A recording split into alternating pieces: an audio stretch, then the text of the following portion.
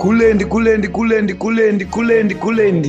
akudyiwe rinopisa muri yezimbabwe ndadzoka zvekare nema-updates iko zvinezvi a lot is going on handiri kutaurirai kuti zvinhu zviri kuitika zvakawandisa. musi uno zuro ndizuro makaonekwa shato nyoka mupolice camp kubudiriro it's something else zvekuti takaona kuti mashura ende vamwe vanhu vakataura kuti zvine chirevo kozi zvakaita sezvizvizvi hazvingoitike kuti pangowanika shato mupolisi mustesheni ponzi inenge ichidei shato iyoyo.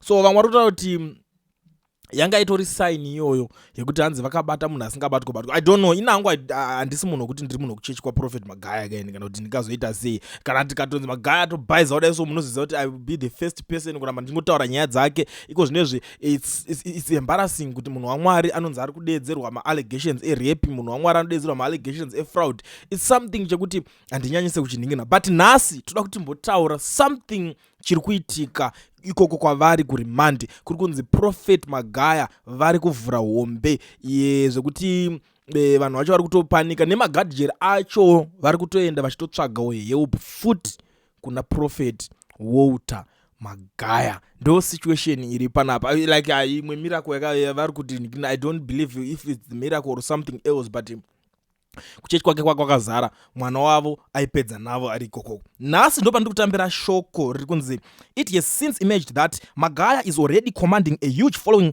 among fellow inmates who believe that his prayers could help them out of the problems in the dungeon. Magaya, who commands a huge following, is being held the D-class section of Harare remand prison on allegations of rape and fraud. He is said to be overwhelmed by many inmates seeking his prayers and blessings. The football-loving prophet is now holding crusades which are attended by hundreds of accused persons. An accused person who was released Friday on bail said Magaya had paid bail for many prisoners who were struggling to raise money to secure their freedom. I got bail money from prophet, said the former Harare remand prison inmate. Ari kuti aiwa vaMagaya vakandibhadharira mari ndakasangana nematambudziko ende matambudziko andanga ndakasangana nawo ndeyekuti ndanga ndiri kushaya mari dzebail ende ndandiri ngopomedzerwa zvandandiri kupomedzerwa cause bail kuti uirwane it's a struggle, kuti uda kuzotsvaga futi lawyer mari yacho kuti umupe it's a struggle already, life yako pachayo it's a struggle because vumwe munhu anototi ariko kwatoti okay at least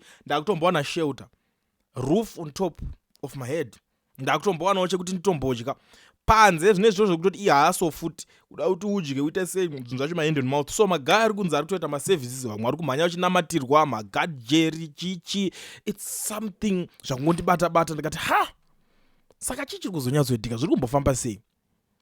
Ndikati is it the reason yakati regedzai ndiende ikoko kuprison here kuti ndinoda kungokurespect aya handisi kuda kumbonoapply bail, ndo inokwanisa kuva reason here. But imwe nyaya ndiri kuona yakaitika pane zvinhu zvaMagaya ndiri kuti iye bail haana kuningirina, but vari kushanga vakasunga munhu pasina kana complainant apa. Ndo mamiriro akaita nyaya yacho because pakutoiswa phone number out there kuti pane muningirikini uyai muripote nyaya dzake, uyai mudade nyaya idzodzo dziningakukwenenzvera kana kuti kakutsvagwa dzinikakutsvagiridzira. So ndo manonera ndiri kuita. Vamwe vari kuti mukati maari imomomoka ndo itori nzvimbo inokwanisa kunge itori safe because murume iyeye ari kufesa zvakawanda kudarika zviri kuonekwa nevanhu kana kuti zviri kufungidzirwa nevanhu. Saka ndangoti aiwa regedzai ndimhanye ndiuye panapa tingotaura nezvazvo kuti Magaya ari kuvhura hombe ikoko kurimandi kwaari, hanzi vanhu vari kutopora. This is not an advert, it's something chekuti zvangondi ndikirikinoona kati sometimes isu tinonzwa munhu anzi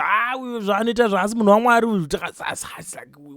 like we are confused honestly kuti saka vanhu waMwari vacho tinomezha nei because munhu wacho ari kunzi apinda imo mukati akutoita manhingiriki. But vamwe vari kuchallenge more kuti aiwa imimi semunhu agara aita mamiracles mamwe akawandisa itataronzi mukatozonamatira munhu aipenga akapora mukazodidi ko masvingo ejeriko zvemubhaibheri zvamunogara muchiparidza hamukwanisi here kumboprova kuti vamwe vamboningina kana kuti mimongori kana mongomuka kuseni muri panze just like miracle yacho yakaningina. You know kuti pese panoitika chinhu vanhu vanonga kunyatsochallenge zvemachokwadi kuti aiwa kana uri munhu waMwari wasungwa pasina nyaya watadza unofanira kuprova something, masimba ari supernatural kuti vanhu vaite sei vazive kuti next time vanhu vamwari vabatwe because panapa taakutoona situation iri apa kai ndo situation iyaya yakafanana neya John the Baptist yekutora musoro waJohani uchikandwa mundiro. Ndo zvandiri kuona zviri kuitika panapa, but I don't know kuti imimi muri kuionawo sei nyaya yacho. Manhingirina ari kurohwa, ngatisangane vanhu vekuyadha. I hope kuti kuchechi madzoka, I hope kuti zvaparidzwa mushe ikoko nhasi.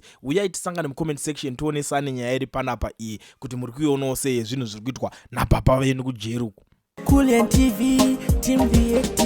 Asi vanhu vachishamsika. Kulian TV haichatsika. Saka subscribe wozolaika. Uchawana zvisapa nachichazosha. Everybody say Kulian, yeah. Information is brilliant, yeah. Everybody say Kulian.